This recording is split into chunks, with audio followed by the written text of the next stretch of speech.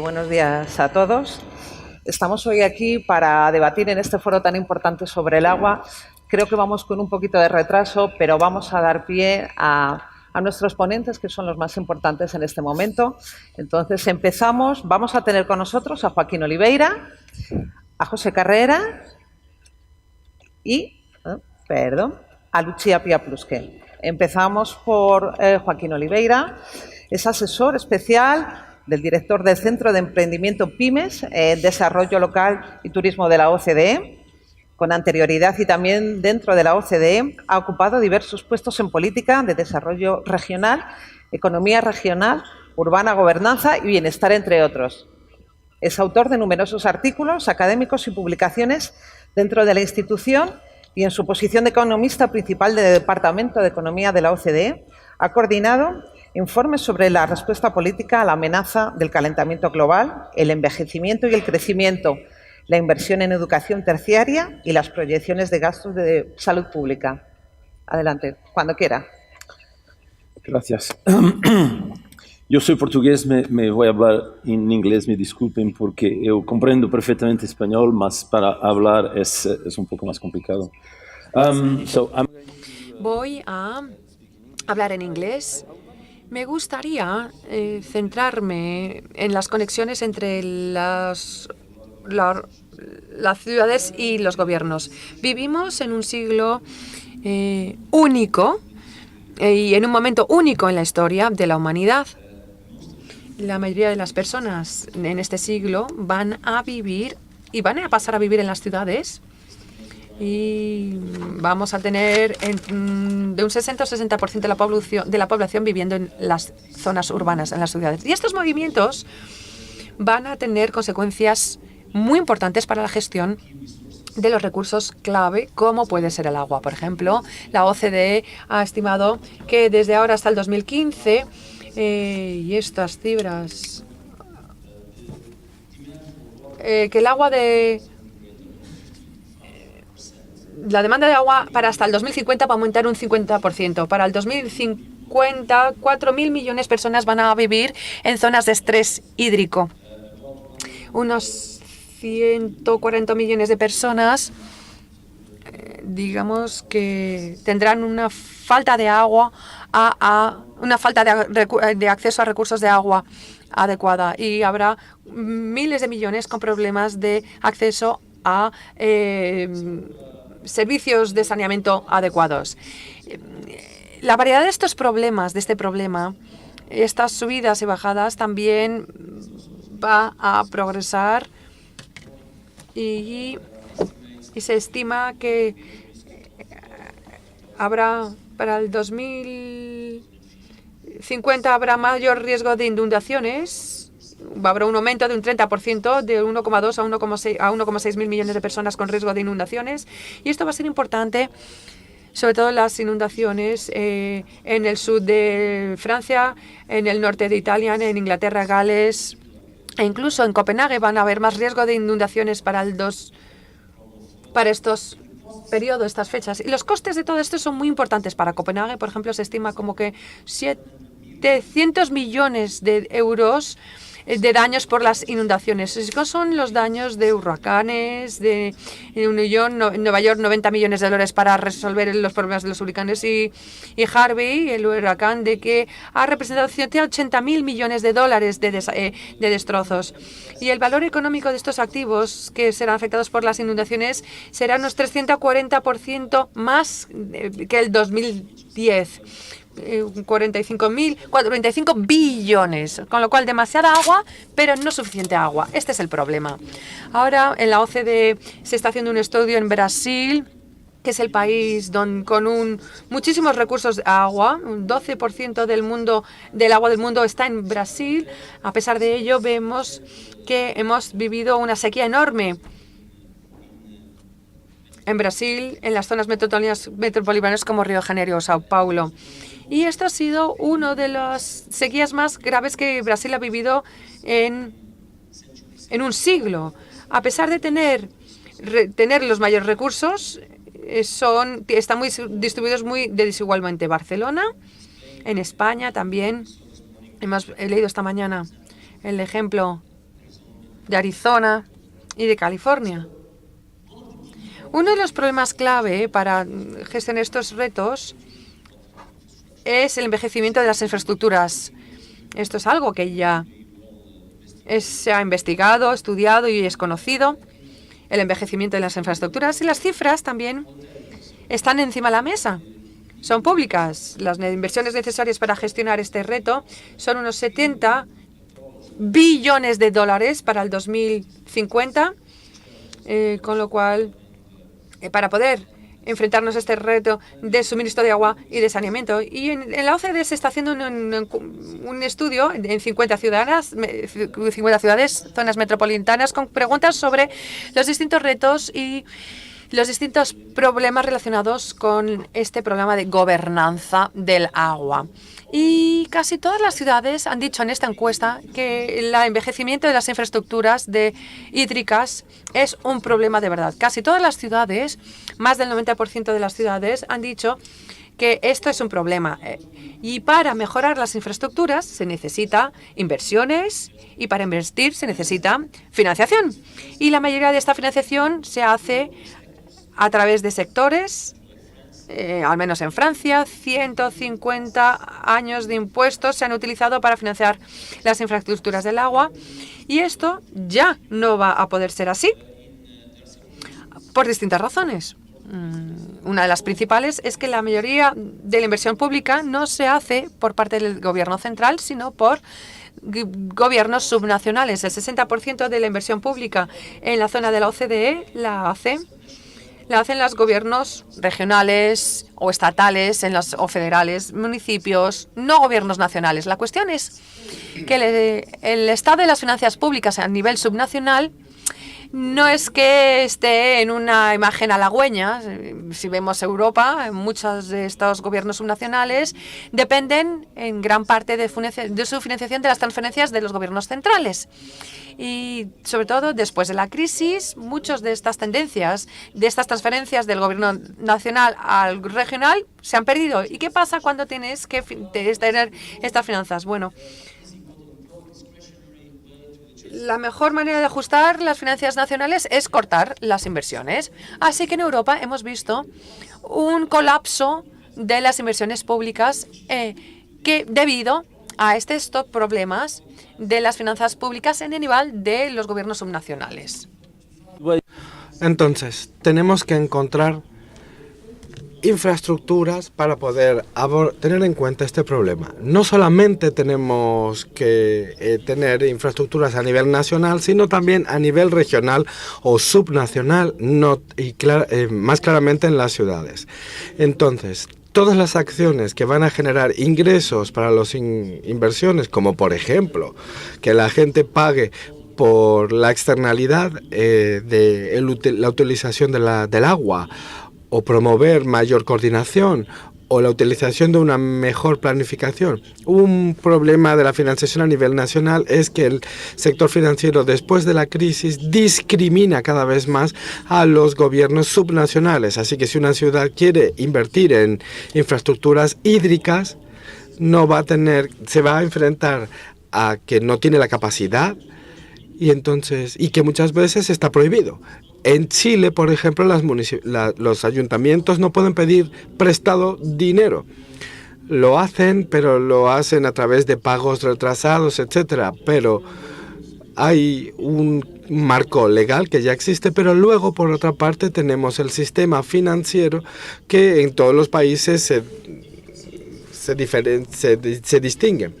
Y además, tenemos que diferenciar entre los sistemas que no funcionan bien y aquellos sistemas que sí funcionan bien, pero que no mejoran su calificación, porque a nivel subnacional la cuestión tiene que ver con la cuestión nacional, además. Entonces, si hay un riesgo soberano en un país, todos los gobiernos regionales o subnacionales, independientemente del hecho de que funcionen bien o mal, están limitados por la cuestión nacional. Entonces es muy difícil la cuestión financiera para estas inversiones, y entonces en la OCDE hemos desarrollado la financiación verde, como la llamamos, y hay ejemplos de estos muy buenos en País Bajo, en los Países Bajos, en Nueva York, incluso en Escocia.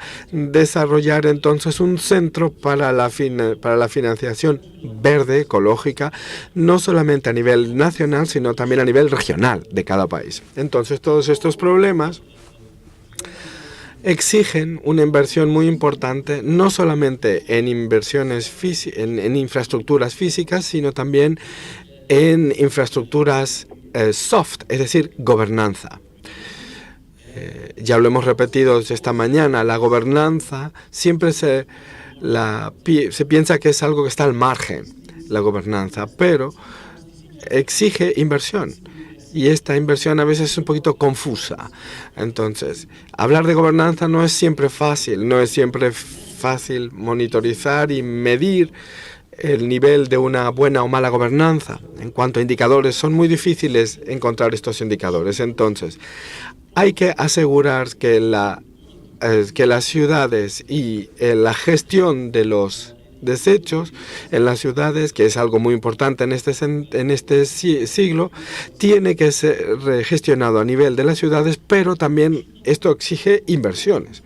Y no tenemos que dar por sentado que el acceso a los recursos hídricos que existen en las ciudades ahora mismo va a existir en el futuro. En el siglo XIX, por ejemplo, había sanciones si las ciudades no tenían buenas condiciones, si había problemas sanitarios, por ejemplo, en comparación con el campo. Entonces las ciudades lo que hicieron, pues justamente hacer inversiones en el sector para poder abordar el tema de las enfermedades infecciosas, etcétera. Pero todo esto tiene que ver con el acceso al agua y a la sanidad en las ciudades. Entonces, todo esto ha sido transformado en las ciudades. Entonces, a medida que han pasado el tiempo, la gente en las ciudades tiene una media de vida un poco más elevada.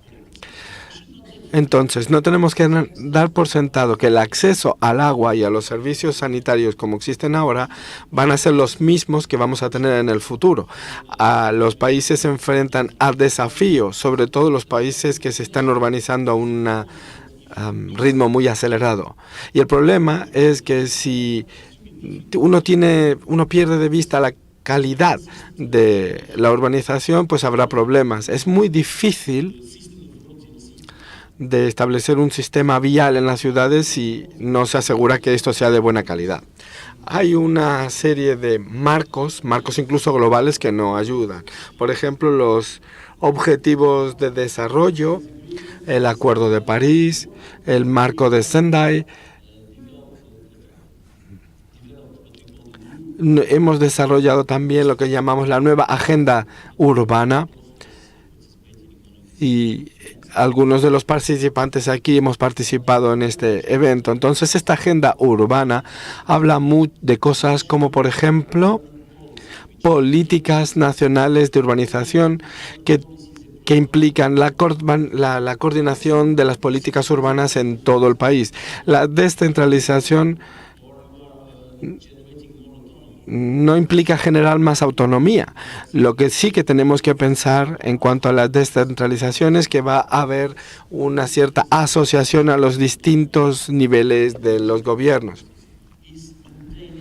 La idea es mantener entonces este buen trabajo de colaboración y de asociación, porque hay políticas que se llevan a cabo a nivel de las ciudades, pero también hay políticas que tienen que ser a mayor escala, a escala nacional o incluso a escala europea.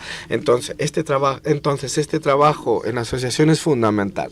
Y estos marcos, que es lo que en la OCDE llamamos marcos a distintos niveles, son muy importantes para alcanzar una buena gobernanza. ¿Cuáles son los desafíos fundamentales en cuanto a la gobernanza y que tenemos que abordar? En primer lugar, como ya se ha dicho esta mañana, el problema de la fragmentación. Hay una gran fragmentación de instituciones que trabajan con el tema del agua, y muchos de los problemas son, como decimos en economías, fracasos del mercado que fracasos de gobernanza.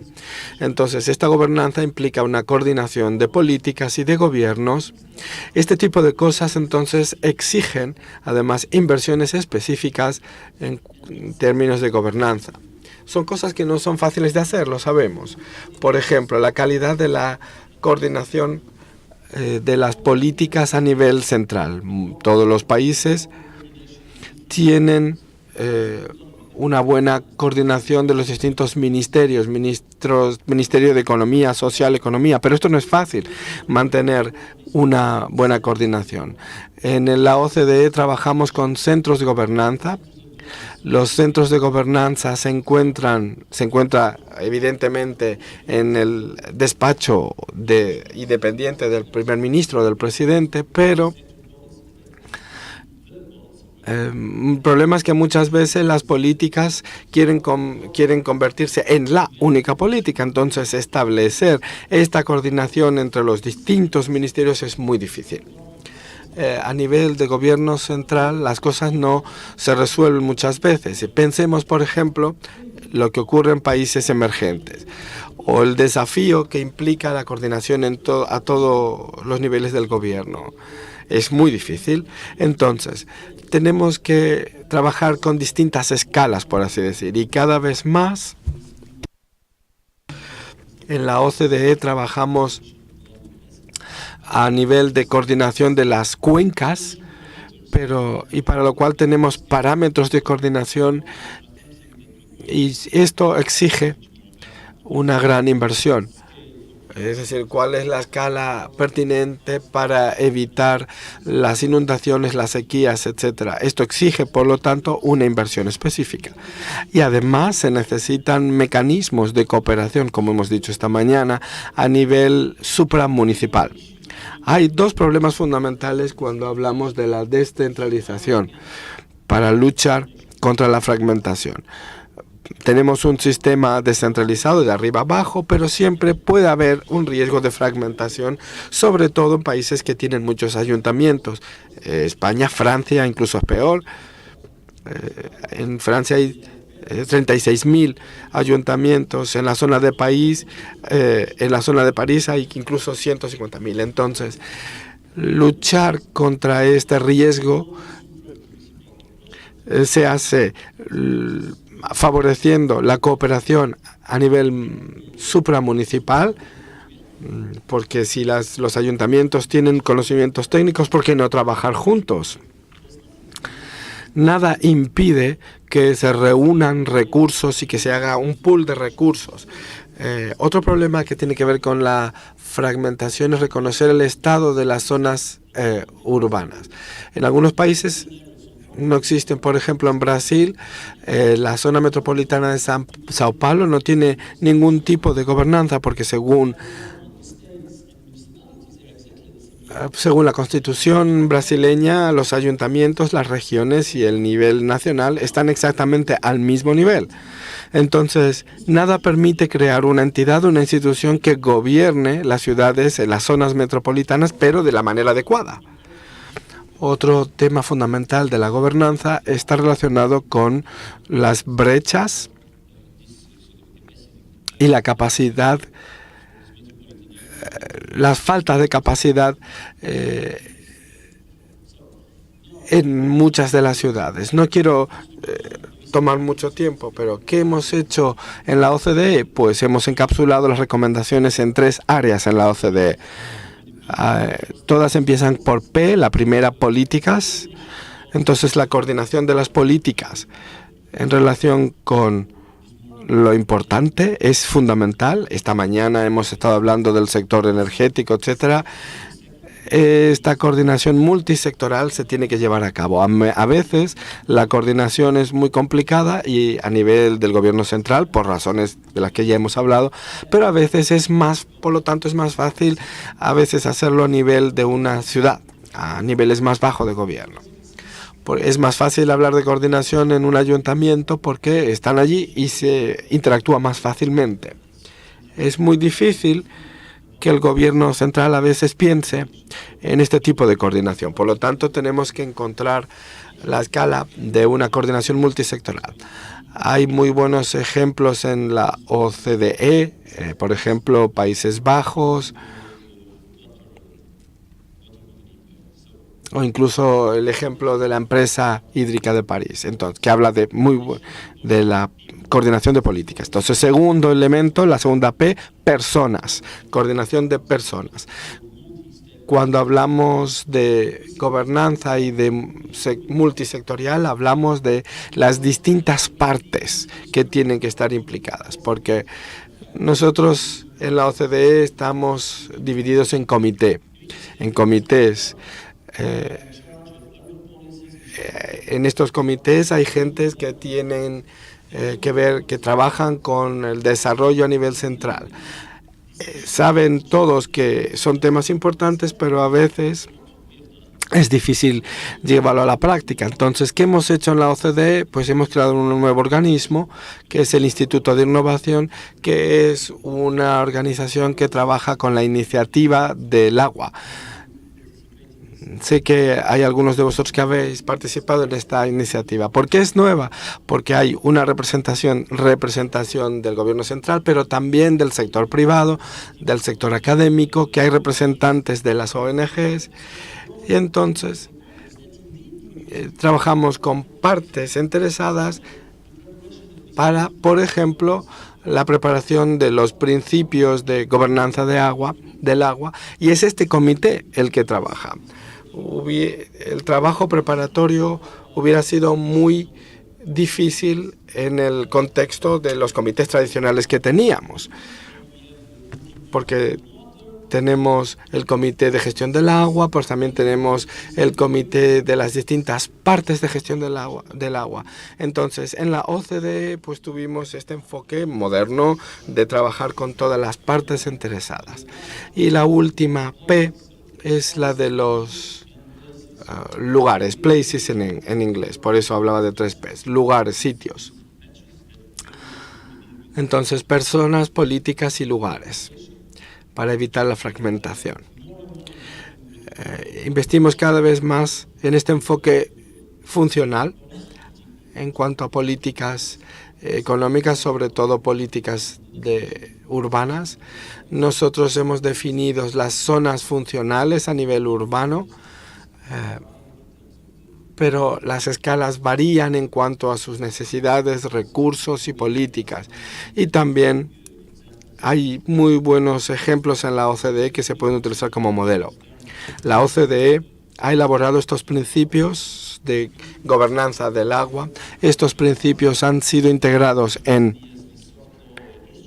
un instrumento legal sobre el agua que fue publicado el año pasado por la OCDE, y los principios de esta gestión del agua fueron integrados en este instrumento legal. La OCDE no tiene la potestad de imponer o obligar a los países a que implementen esta legislación blanda producida por la OCDE, pero sí ejercemos presión en la OCDE en los países, porque si este instrumento es bueno para la OCDE, todos los países se sentirán con la obligación moral de implementarlo, y esto es lo que estamos haciendo. Hemos adoptado los principios y ahora estamos creando una caja de herramientas, por así decir, para que los países puedan aplicarlo en cada uno de sus territorios. Muchas gracias, Joaquín. Gracias. Pasamos ahora al siguiente ponente, José Carrera. Él es vicepresidente corporativo de Desarrollo Social y Ambiental de CAF, Banco de Desarrollo para América Latina. Además, con anterioridad a su ingreso en el CAF, ocupó diversos cargos públicos en Ecuador, donde ejerció como viceministro de Finanzas, siendo al mismo tiempo gobernador suplente del Banco Interamericano de Desarrollo y el Banco Mundial. Además, director de Política Fiscal y Financiera del Banco Central de Ecuador, y miembro del Consejo de Administración del Instituto Ecuatoriano de Electricidad, Petroecuador. Esperamos que nos des un punto de vista distinto, tú que vienes de allí, y cómo se ve el agua desde allí. Cuéntanos. Muchas gracias y muy buenos días a todos ustedes. Tengo que reconocer que yo soy un recién llegado al sector del agua. Yo vengo del sector de las finanzas, del Ministerio de Finanzas, que son los malos que no dan la plata para que se hagan las cosas en los temas de agua y en muchas otras sectores, sobre todo cuando hay crisis fiscal y toca apretar, y lamentablemente toca apretar muchas veces en inversiones, que es lo más fácil, porque recortar sueldos y salarios, las huelgas no necesariamente ayudan políticamente a los gobiernos, pero habiendo llegado de ese mundo al sector del agua, creo que podemos aportar algunas ideas que son interesantes. Y quiero hacer referencia a varios temas. En primer lugar, el punto de partida y el objetivo de estas discusiones me parece que tiene que ver con la seguridad hídrica. La seguridad hídrica en función del cambio climático y territorialmente localizada en ciudades. Y la seguridad hídrica tiene que ver con agua para el consumo humano, para la producción, para la conservación de los cuerpos de agua y por supuesto para la gestión de riesgos, pero sumado a la provisión de infraestructuras que permitan utilizar mejor estas aguas. Habiendo dicho esto, quiero hacer una reflexión adicional, y es que en América Latina tenemos la percepción de que hay mucha agua. Y en promedio puede ser así.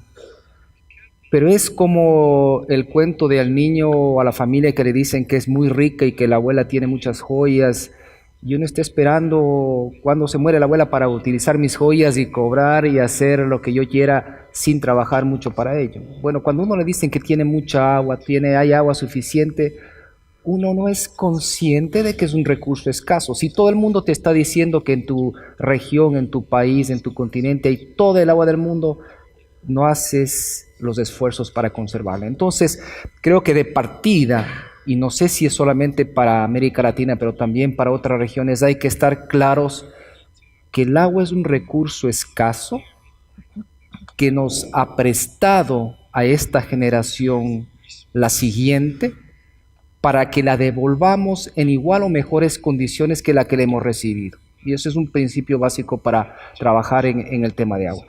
Quiero, sobre esta base de reflexión, manifestar qué es lo que sucede en América Latina. América Latina es la región más urbanizada del mundo en desarrollo y de las más urbanizadas del mundo. Más de 80% de los que vivimos en América Latina vivimos en ciudades, y de aquellos que viven en ciudades, que vivimos en ciudades, entre un 20% y en algunos casos, como Caracas, 55% viven en barriadas en condiciones precarias, sin los servicios básicos como vivienda, como agua, como saneamiento, como educación, salud, transporte, etc. Entonces, ya estamos en América Latina en una situación de alta urbanización y no estamos disfrutando de los beneficios que en otras regiones esto ha ocurrido. Pero, ¿qué cosas tenemos adicionales en la región para la reflexión? Y creo que en la región, efectivamente, en América Latina hay agua, pero no donde se necesita. Dos ejemplos, Perú y México. Perú es un país con grandísimas fuentes de agua. Los ríos que dan al Amazonas, la cuenca del Amazonas es de la más grande del mundo en términos de capacidad y de provisión de recursos hídricos. Pero la población en el Perú no está en la cuenca del Amazonas, está en la costa del Pacífico, que es un desierto. Lima es la segunda ciudad más grande del mundo sobre un desierto después del Cairo. Y a lo largo de esta cuenca del Pacífico está mucha de la producción, la población, y por lo tanto las demandas de agua se encuentran en un lugar distinto y es necesario trabajar para llevar el agua de donde está a donde se necesita. México. El país tiene la mayor parte de los recursos hídricos bajo la cota de 1000 metros de altura, pero la población y la producción está por sobre los 1000 metros en general. De manera que es otro país donde en este caso también hay que hacer obras importantes para llevar el agua hacia donde se necesita. Ahora bien, en términos de infraestructuras se ha hecho bastante. La reducción más bien dicho, el aumento en la cobertura de agua y saneamiento ha mejorado importantemente en los últimos años, pero todavía hay un trabajo por realizar. De los 630 millones de latinoamericanos, todavía 100 millones no tienen servicios de alcantarillado y aproximadamente 30 millones no tienen agua de calidad y agua potable. Entonces, hace falta un esfuerzo importante todavía para llegar a la cobertura universal.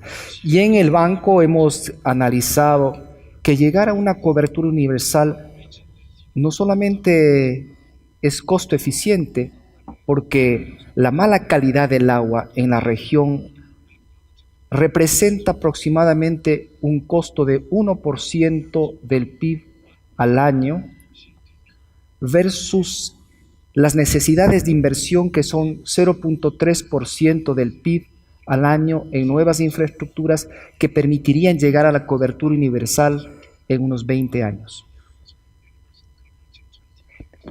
Esta reflexión es la que les presentamos a los ministros de Finanzas cuando estamos en nuestras sesiones de directorio y presentamos los proyectos de agua, porque ellos ven efectivamente costo-beneficio. Si les presentamos otros argumentos, probablemente algunos más sensibles lo entiendan, pero no necesariamente, y creo que el reto para la comunidad del agua es precisamente llegar a los actores que toman las decisiones con el idioma y los argumentos que ellos entienden y que se les hace factible incorporar en sus discursos. Por otro lado, también quisiera indicar que la gestión del agua, hemos hecho un estudio justamente de 26 ciudades medianas respecto a la seguridad hídrica en los próximos 20, 30 años. Y lo que encontramos es de que de las 26 ciudades medianas, no están aquí las grandes, no está Río, no está Sao Paulo, ni México, Bogotá, están las medianas, Quito, Curitiba, Guayaquil, Medellín, entre otras. De las 26 ciudades, 22 están en relativas buenas condiciones para proveer el agua a sus ciudadanos en los próximos años.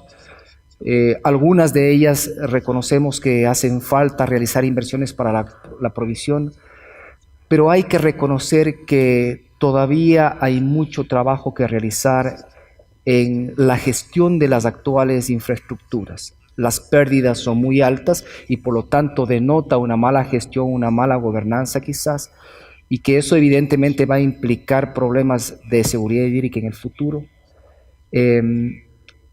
Por otro lado, también las inversiones que se requieren no se están realizando como se deberían y eso también evidentemente va a afectar la situación de provisión del servicio en los próximos años.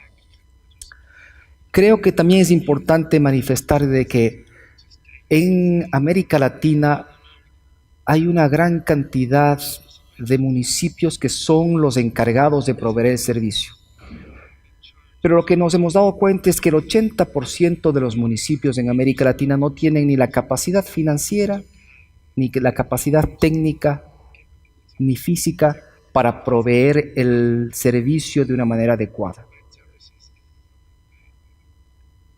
Eso ha implicado que las soluciones en la provisión y cobertura más relevantes y de mayor impacto en los últimos años han sido de la mano del gobierno central, de los gobiernos federales, en conjunto y en alianza con los municipios.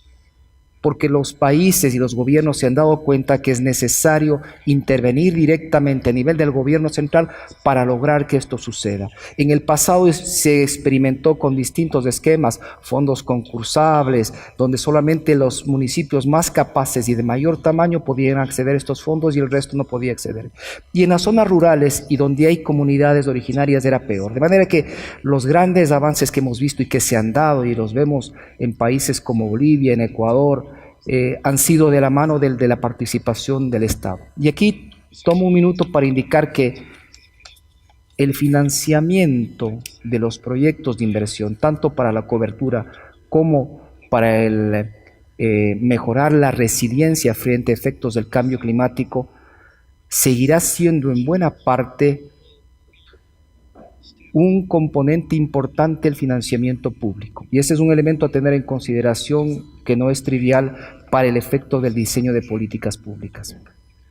Por otro lado, también quisiera indicar que el tema del cambio climático, que es parte de lo que nos trae aquí a la discusión, tendrá no solamente efectos en cuanto a los impactos sobre la inclusión, la resiliencia y la productividad de toda esta región y de todas estas comunidades, sino que en algunos casos muy concretos en Centroamérica, por ejemplo, ya está ahora afectando fuertemente a los países en las zonas costeras, por la erosión de las zonas costeras, por la destrucción de las infraestructuras. El cambio climático tiene como respuesta, veíamos precisamente antes de ayer en una de las ponencias en los diálogos del agua, que tiene como uno de sus mitigantes o una forma natural de contrarrestar este aumento de las temperaturas de los océanos, los huracanes. Y los huracanes obviamente hacen destrozos en zonas de Centroamérica y el Caribe. En Barbados tenemos algunos proyectos, precisamente que nos hemos visto en la urgencia de atenderlos para mejorar las condiciones de provisión de agua a la isla, porque están cambiando muy fuertemente los patrones de lluvias y de provisión de recursos que tenía el país a través de estos mecanismos. Las principales acciones son inmediatamente en mejorar las pérdidas existentes, en tratar de mejorar la gobernanza, educación para que la gente consuma menos de lo que está consumiendo actualmente y en general tener mayor conciencia. Pero para ir terminando quisiera pasar algunos mensajes finales. El tema de financiamiento, decía, es un elemento importante y creemos que ahí va a continuar siendo importante la participación pública, aun cuando lo que estamos viendo también es de que en ciertas ciudades de una escala determinada, donde hay una masa crítica que permita generar el negocio para el sector privado, también está empezando a haber esa posibilidad. Y hay un apetito, hay un cambio en el apetito de los gobiernos de América Latina para permitir al sector privado participar, por ejemplo, en parte del proceso, facturación, reducción de pérdidas, donde exista una ganancia para todos los actores que participan en este caso. La consolidación. Hemos visto que también por el mismo hecho de que las competencias municipales de dotar agua y saneamiento están en algunos casos dirigidas y asumidas por municipios muy pequeños, en la práctica es imposible la operación y mantenimiento a escala tan reducida. De manera que hay iniciativas importantes en varios países, en Perú, se está discutiendo hacerlo en Bolivia, en Ecuador, para aglutinar distintas operadoras pequeñas en un margen más amplio que hagan una masa crítica que permita hacer esto eficientemente. Un poco en la manera de que en Inglaterra, lo que nos comentaban esta mañana, ha sucedido por iniciativa privada. Acá también creo que es una función de experimentar de este tipo de modelos. Y quizás en línea con lo que mencionaba Gonzalo esta mañana, no es cuestión de que sea público o privado, sino de que la solución sea eficiente y efectiva, independientemente de que le maneje un público y privado, porque hay experimentos buenos y malos en ambas direcciones.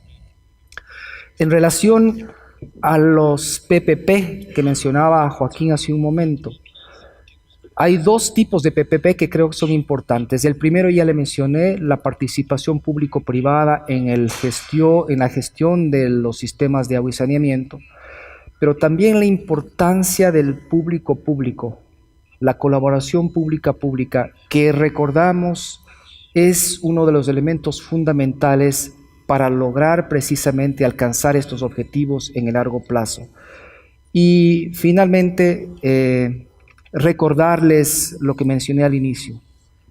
El tema del agua es muy importante como sociedad asumirlo y transmitirlo, que es un recurso escaso independientemente que lo veamos muy cercano a nosotros.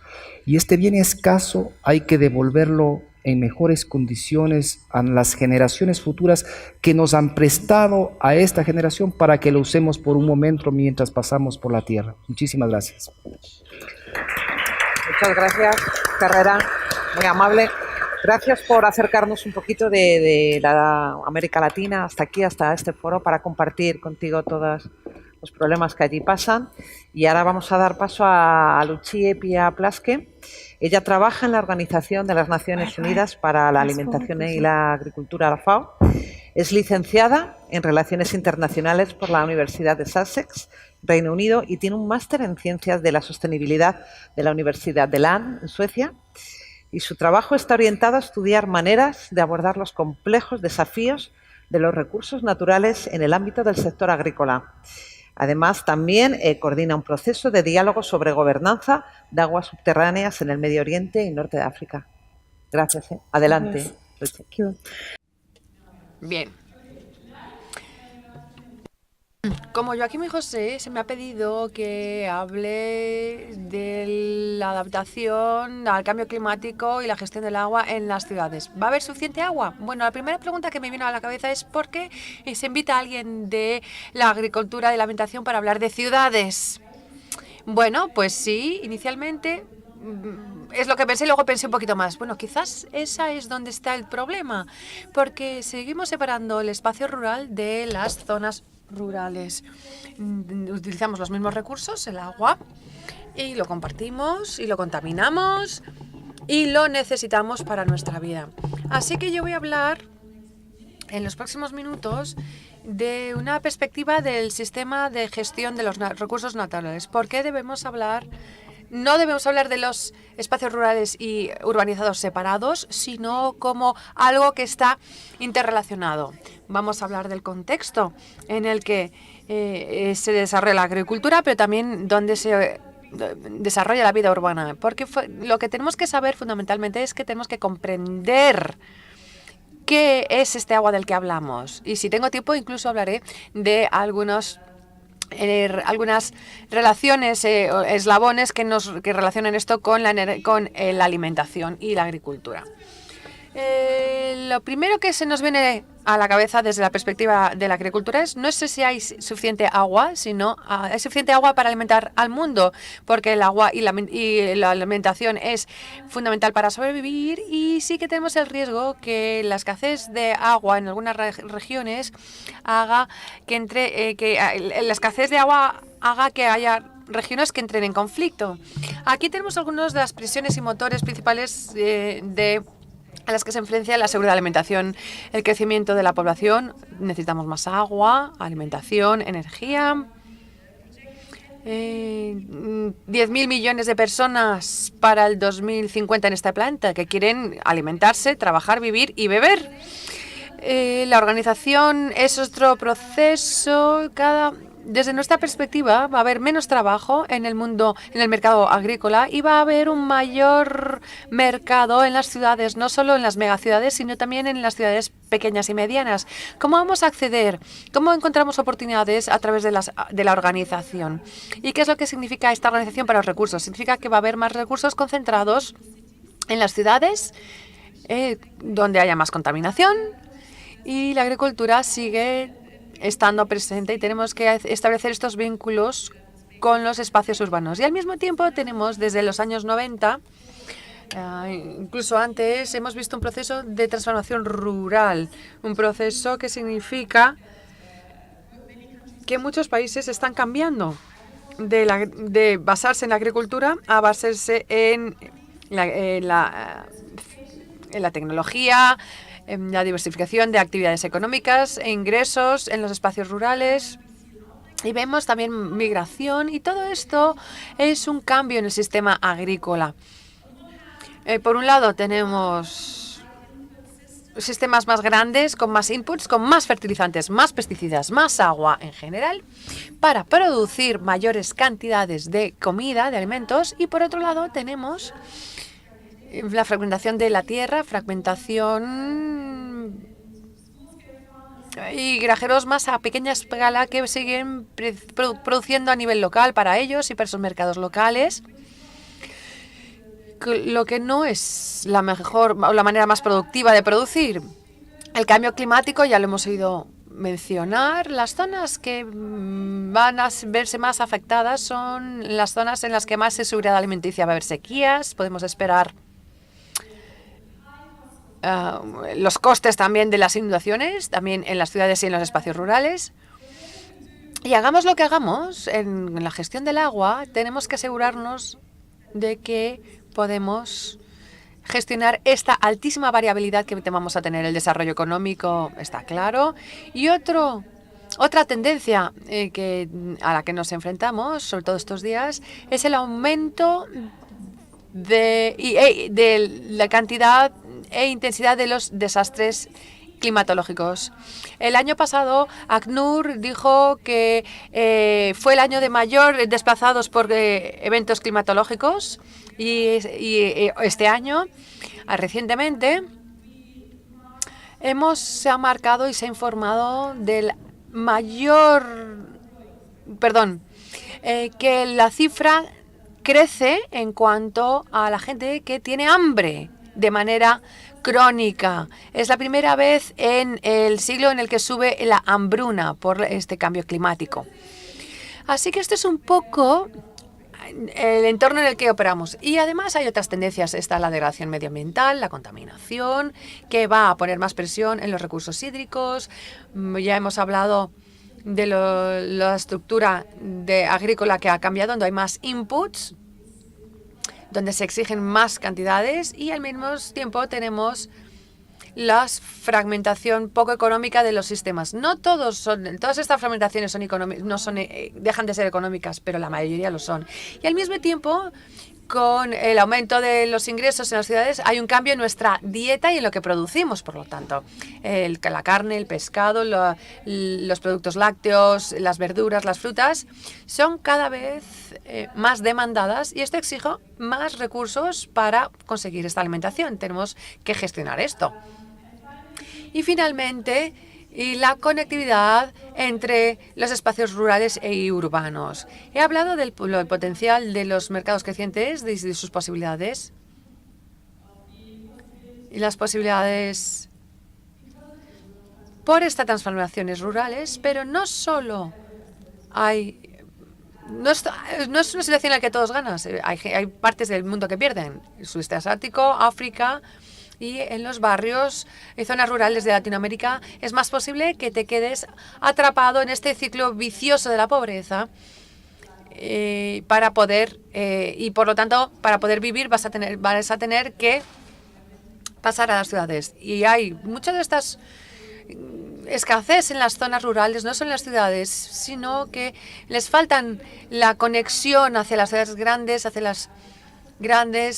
los mercados que necesitan crear estas infraestructuras para poder almacenar, llegar y poder hacer posible la vida en estas zonas rurales. Con este contexto, tenemos que gestionar el agua, y es un reto. Lo que esto pide es primero comprender qué son los recursos, cuáles son. El agua es un recurso muy dinámico, cambia constantemente como recurso, a la diferencia de la tierra o la energía, que la energía se puede producir y generar, en la tierra es estática. Y tenemos un centro hidráulico. Cae el agua a los ríos, de los acuíferos, usamos ese agua y se vuelve a enfrentar al terreno o al mar, o simplemente se evapora por sí misma. Con lo cual es un ciclo clave de cómo el agua circula.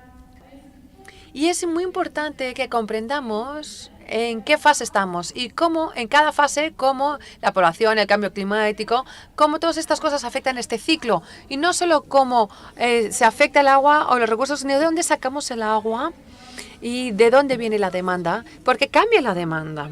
Voy a utilizar esta herramienta, esta base de datos generada por eFile con imágenes de satélites, que básicamente te permite controlar los recursos hídricos. No los subterráneos, sino los de evaporación y de precipitaciones. Lo tenemos a 250, 50, 500 metros y 30 metros de resolución y se actualiza cada 10 días. Aquí, con esta base de datos tan extraña, es intentar controlar los recursos hídricos. Un ejemplo de lo que podemos hacer con esto es ver dónde se consume el agua. Podemos ver, con el tiempo, ver cómo cambia el uso del agua. Podemos ver la productividad de la tierra y la productividad del agua y podemos comprender el equilibrio del agua en un río. Cuánto agua fluye por un río entrando y saliendo. Un ejemplo. Aquí arriba, en gris, arriba es la ciudad de Cairo. Estos son los límites de Cairo, definidos por Google Maps. Si vemos el mapa por abajo, el de abajo, vemos hay zonas verdes clarito que también son Cairo y reflejan un poco la forma de los límites de la ciudad. Y queda claro que en azul es el río en sí y el delta donde hay mucha producción agrícola. Esto nos recuerda que el 70% del uso de agua se hace en la agricultura. Es donde más se necesita el agua en la agricultura, donde más se usa agua. En la ciudad, en las ciudades mucha del agua se saca del subsuelo, con lo cual no lo vemos aquí. Pero no es un uso de consumo como el uso que se hace en la agricultura. Quizás una palabra más sobre esto. En las ciudades el agua también se consume como alimento, con lo cual el input o la entrada de agua a las ciudades es un tanto más indirecto que en la agricultura. También podemos ver cómo ha cambiado el uso del agua. Vemos aquí uno de los esquemas de irrigación más grandes de Siria, entre Erbil y Alepo, y solía alimentar la ciudad de Alepo y más. Era suficiente para todos, pero vemos en el 2010, antes de la guerra, que el mapa de transpiración es mucho más oscuro, es mayor, había más actividad agrícola, había mucha más irrigación. En el 2014 vemos que por el conflicto la gente ha tenido que irse y también por las infraestructuras que se han destruido, hay mucha menos actividad y por eso vemos la crisis alimentaria en Siria. Otras cosas que podemos ver o mirar es, por ejemplo, la producción de biomasa. Cuando queremos ver cómo de productiva es la tierra, el terreno, vemos la producción de biomasa, digamos, los biocombustibles, las fibras que se producen, los alimentos que se producen en una cantidad de terreno específica. Y esto nos da un retorno, ¿no? Una productividad. Y aquí vemos que utilizamos mucha agua, pero somos muy poco productivos. Lo mismo con la productividad del agua, que es la idea de cuánto se produce por gota de agua. Arriba vemos las zonas más productivas del mundo, son las alturas de Etiopía. Y aquí abajo no se puede comparar porque son zonas muy distintas, pero vemos el sistema del acuífero núbeo de Egipto. Y esto lo que nos dice es que la productividad de agua en cuanto a las cosechas no es muy alta en el desierto y probablemente no deberíamos producir comida en el desierto, pero, y aquí es donde entra la gobernanza de lo que hemos estado hablando antes, hay otras razones por las que el agua y la alimentación se producen como se producen. Hay prioridades políticas, está la necesidad o el deseo de ser autónomos, autosuficientes y producir ciertas cosechas que quizás no queramos tener que comercializar o tener que comprar o vender. Y finalmente, la evaluación de las cuencas fluviales es algo muy importante también, porque al final del día Las ciudades son partes de una cuenca fluvial, es de donde viene el agua, si no es de la lluvia.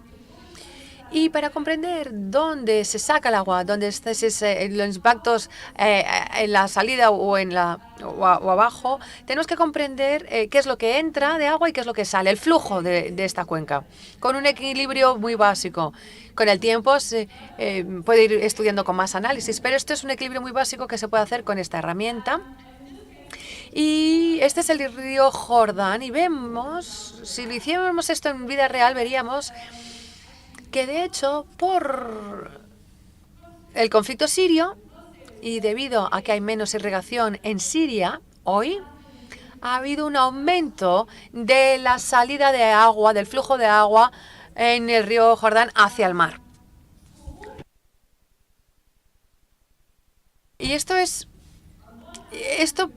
una fuente muy válida de información. Tenemos por un lado, en este caso, las negociaciones, acuerdos transfronterizos de cuánto agua se puede utilizar, pero si el asocio que está aguas arriba no lo utiliza, lo puede utilizar el que está aguas abajo. Y en el caso del río Jordán, Jordania es un país muy seco, con lo cual, bueno, pues como resumen,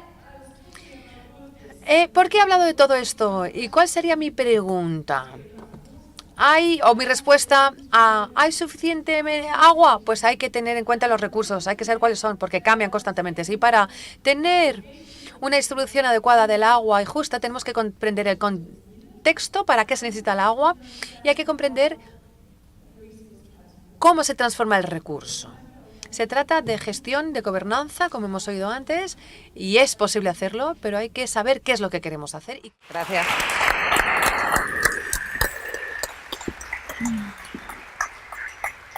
Gracias, Luchi. Bueno, yo quiero introducir una palabra en este debate. Yo creo que aquí falta la palabra esperanza.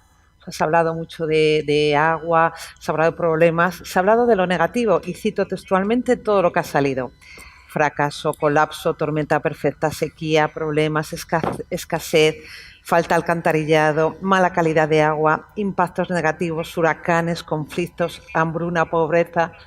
Pero habrá que transmitir, ¿no?, a la sociedad una palabra de esperanza. Hay esperanza con el agua. En los últimos 15 años en América Latina, 50 millones de personas salieron de la pobreza. Creo que eso es una demostración efectiva que es posible y de que se puede lograrlo con trabajo y con esfuerzo. No es gratis y tenemos que pagar como sociedad, pero es posible y hay que continuar en ese esfuerzo. ¿Usted qué piensa? Sobre la esperanza. Sí. ¿Cómo la integramos? La esperanza tiene que ser vaciada en algo racional, algo, no es solamente una cosa emotiva. ¿Emotiva se dice en español? Sí. Emocional. Me parece que la esperanza de una sociedad, de un país, de una economía, tiene que ser vaciada en algo un poco racional. Ese algo racional, estas cuestiones que hemos hablado sobre el precio de agua, la gobernanza, las cosas que hemos discutido esta mañana, si los ciudadanos están más conscientes de la utilización del recurso, tienen una actitud y una iniciativa diferente con su comportamiento en relación al agua. Todas estas cosas me dan mucha esperanza, pero tenemos que ser un poco objetivos, racionales, consistentes, tenemos que hacer análisis, tenemos que investir en gobernanza, y claro, también el nivel político tiene también que ser muy consistente, basado en factos, en buenas políticas, en comparación de políticas entre países, en diálogo. Si hacemos eso, me parece que tenemos muchas bases para tener una buena esperanza. ¿Y tú, Lucía?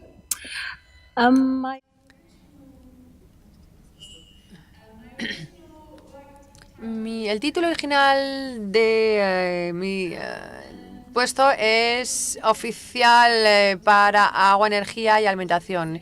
Son todos estos tres sectores los que están íntimamente relacionados, ¿no? Y se trata de negociar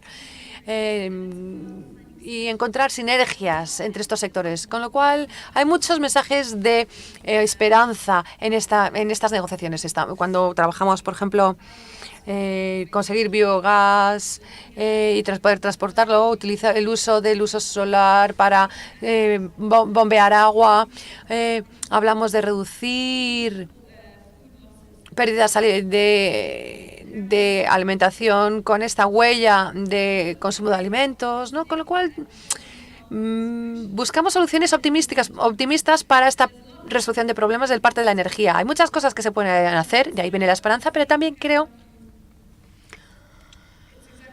que se trata de eso. Son las soluciones técnicas, son soluciones muy técnicas o de gestión, y mucho de ello a menudo no es suficiente. Se necesita una reflexión por parte de los procesos de gobernanza y además a veces en estas discusiones no son suficientes porque tenemos que negociar, tenemos que tener los distintos partes en la mesa para resolver las diferencias, porque en algunos casos no va a haber suficientes recursos. ¿Qué es lo que hacemos? Con lo que hay que llegar a compromisos reales, y se necesita valor y compromiso para... Yo tengo unas 2 noticias adicionales ¿Sí? positivas. Uno, América Latina tiene al momento probablemente una de las pocas regiones en el mundo capacidad de expandir la frontera agrícola sin afectar el medio ambiente. Muy bien. 2, solamente el 20% de la producción agrícola en América Latina es bajo irrigación. Simplemente incrementando el área bajo irrigación, sin topar el área, puedes incrementar la producción muy fuertemente. 3, y son datos reales de lo que ha sucedido en Perú en los últimos 12 años. La productividad del sector agrícola aumentó 60 veces, precisamente bajo el uso de nuevas tecnologías mucho más eficientes y cuidadosas con el agua. De manera que sí hay buenas noticias y hay en América Latina. Vale, vamos a hacer una pregunta. Les ruego brevedad porque vamos mal de tiempo. Empezamos por el señor Oliveira. Estas preguntas son del público y una de estas personas quiere saber si están los actores del sector preparados para adaptar sus modelos de gestión de agua al cambio climático.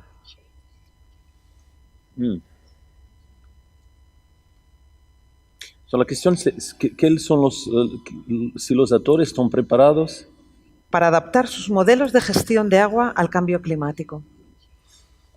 Me parece que esta cuestión de cambio climático, hay mucha discusión precisamente sobre los diferentes actores. Por ejemplo, actualmente, dado el problema con las negociaciones internacionales, el problema de una acción fuerte a nivel de país, por ejemplo, muchas ciudades, por ejemplo, en Estados Unidos, están haciendo que van a hacer una acción muy fuerte. Tenemos que tener en cuenta esa iniciativa, esa voluntad. A mí me parece muy importante que la solución para el problema va de nuevo necesitar esta intervención a diferentes niveles de gobierno. Dará muchas cosas que, por ejemplo, las ciudades pueden hacer, mas si los parámetros del sector de la energía no están definidos a nivel adecuado, probablemente a nivel adecuado va a ser nacional o muchas veces supranacional, y mejor ainda sería a nivel global, no se puede resolver el problema. Entonces, me parece que la cuestión es que los actores pueden hacer muchas cosas. Por ejemplo, en la discusión de la COP en Marruecos, esta cuestión de la participación de gobiernos de las ciudades en la lucha contra los cambios climáticos fue muy fuerte, mas, de nuevo, siempre tener diferentes niveles de gobierno, de gobernanza, actuando, participando en conjunto, teniendo una parcería, porque si no, no se puede llegar a la solución del problema. Y claro, también es necesario no solamente este diálogo a través de niveles de gobierno, mas también este diálogo con el sector privado. Eso es algo que por veces es un poco difícil porque muchas políticas en la OCDE han creado una separación que por veces es saludar para impedir conflictos de interés y cosas así, ¿no? Y ahora tenemos que recomenzar este diálogo entre sector público y privado, este problema de las parcerías públicas privadas, para el cual los gobiernos tienen una visión un poco mixed feelings, como se dice en español. No se sabe muy bien si es bueno o malo.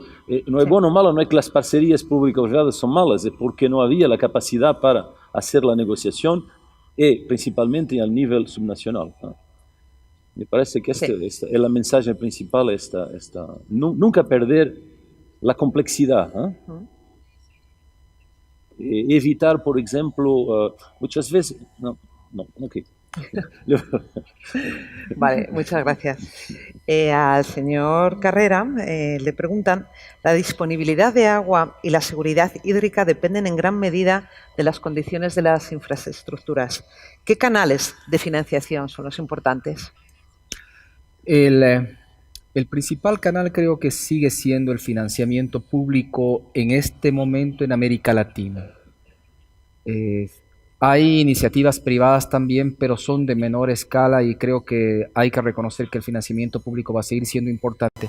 Y el financiamiento público no es otra cosa que el dinero que se recoge de la sociedad, ya sea a través de los impuestos que pagamos todos o de la venta de alguno de los activos que tiene un país, una región, como petróleo, minería y algún otro recurso. Pero finalmente esos recursos tienen que ser utilizados de la mejor manera y creo que en este sentido los mejores casos de éxito ha funcionado en la región cuando han participado conjuntamente el nivel del gobierno central y los gobiernos locales.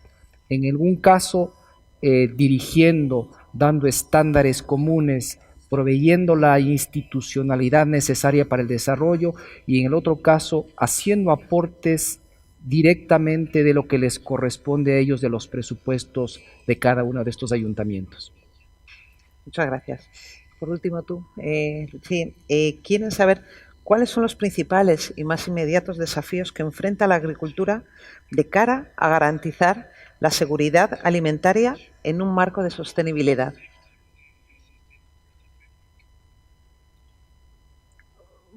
Sí, Sorry, the sí, no te translation. preocupes. Could you repeat the translation? ¿Cuáles son los principales y más inmediatos desafíos que se enfrenta la agricultura de cara a garantizar la seguridad alimentaria en un marco de sostenibilidad? La seguridad alimentaria quiere decir la disponibilidad de la alimentación, la seguridad alimentaria que tiene que ver también con la calidad de la alimentación y de los alimentos y la volatilidad y la estabilización de precios, creo, fundamentalmente. Entonces, en esto ya tenemos un desafío que tenemos que enfrentar, es decir, cómo asegurarnos que los recursos están disponibles, es decir, el agua y el terreno están disponibles para la producción. El acceso también tiene que ver, como hemos ido ya, con la infraestructura y tiene que ver también con la creación de mercados y acceso al mercado. Y también para los más pobres, la seguridad alimenticia. En la FAO tenemos Codex que establece estándares alimenticios para que los países tienen que asegurarse de que ponen en marcha estos estándares, por ejemplo el etiquetado o las gamas mínimas de toxinas en los alimentos, etc. Y también tenemos estabilidad de precios que tiene que ver con saber. Y de hecho en esto trabajamos mucho con la OCDE sobre conocer las fluctuaciones de precios, si hay reducción de la oferta, cómo reaccionamos, cómo gestionamos eso. También tenemos un sistema de monitorización de los productos agrícolas que nos da información sobre el aspecto comercial y la oferta y la demanda sobre sobre la agricultura y los productos. Hay muchas cosas que se pueden hacer en agricultura. Los desafíos en términos de agua están relacionados con cómo asegurarnos que los recursos subterráneos no desaparecen del todo. Cómo utilizamos mejor el agua, cómo hacemos que el agua puede ser utilizada de una manera más atractiva por los agricultores, pero de una manera más sostenible. tiene que ver con la modernización de los sistemas de riego, cómo mejorar la infraestructura de riego también y cómo trabajamos con el sector público y privado y con los usuarios de agua públicos y privados y los comprometemos para que cambien las prácticas agrícolas y las conductas. Es decir, en general y de manera bastante aproximada es esto lo que quería decir. Creo que la seguridad alimenticia es un ejemplo de los problemas que tenemos, pero con un enfoque sectoral, porque en seguridad alimenticia los gobiernos han dicho, bien, tenemos un problema, entonces de seguridad aumentemos la oferta. Y en muchos países de África se dieron cuenta que aumentar la oferta, pues esto genera inseguridad alimentaria. Y entonces, por eso hemos establecido esta cooperación entre la FAO, la OCDE y la Comisión Europea para tener un enfoque territorial de la seguridad de los alimentos o alimentaria. Que esto permite una diferenciación porque todo depende del lugar. La seguridad alimentaria dependerá de las ciudades, de las zonas rurales cerca de zonas urbanas, la relación entre las zonas urbanas y los sistemas rurales. Es decir, este enfoque territorial que hemos abordado nosotros, porque nos centramos en la diferenciación especial y no que hay una solución para todo, sino también nos hemos fijado en el aspecto del gobierno y de los gobiernos, nos dan, en mi opinión, una solución más coherente a todos los problemas de la seguridad alimentaria y nos da también una posibilidad de tener un desarrollo más sostenible del tema, porque el tema del problema de la seguridad alimentaria permite tener un problema de acceso a la alimentación, pero otros problemas también. Entonces tiene que ver todo esto con la coordinación con políticas energéticas, políticas agrícolas, políticas financieras, etcétera. Es decir, nosotros tenemos este enfoque sectorial, pero necesitamos algo más integrado, creo yo. Lucia, gracias por traernos un poquito. Bueno, pues muchas gracias a los tres, Carrera, Oliveira, Lucia. Gracias por traernos un poquito de vuestra sabiduría, de vuestra experiencia y contárnoslo aquí. Y nos gustaría que esto hubiera sido un poco más largo, pero no podemos estar más. Muy bien. Gracias a los tres, muy amable. Bien.